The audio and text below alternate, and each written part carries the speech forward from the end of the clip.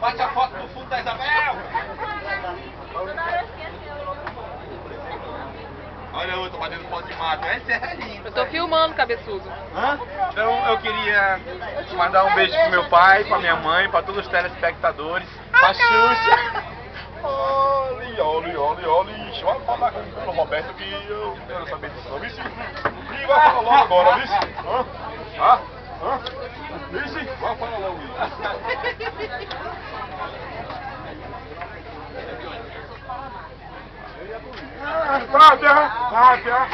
Fábia, cadê? Eu pego um carro pra mim. O que tá achando disso, Helena? Cadela na frente, cadê o container? Ó, vira pra lá, vira pra lá.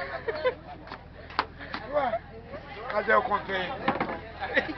Olha aí o telefone!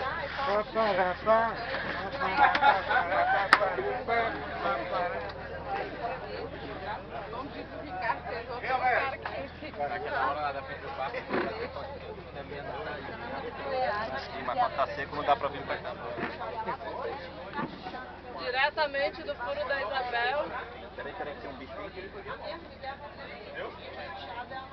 Se você quiser ficar tudo assim. Como é que é o nome desse negócio aqui, hein? Buraco da Isabel. É o buraco? Buraco da Isabel. É o fundo? Furo. Furo? Da Isabel e buraco. Tá vendo aí as pregas da Isabel? Tudo é prega da Isabel e a Maria tava sozinha, né? Enquanto Tá eu tava vendo dormindo. o buraco. Vamos Eu fiscal já lá. vi nesse furo. Já?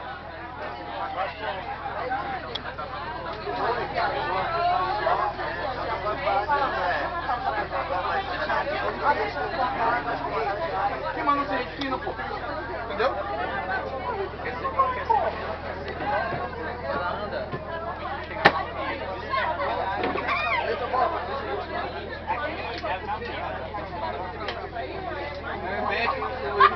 Vai liberar rancho.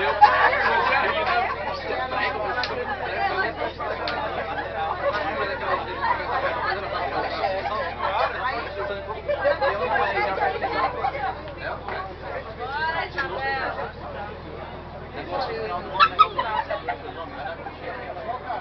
Caramba, tirar a puxinha. Olha pra lá. Peraí. A mochila. Filha da puta! Vai. Bate a foto agora.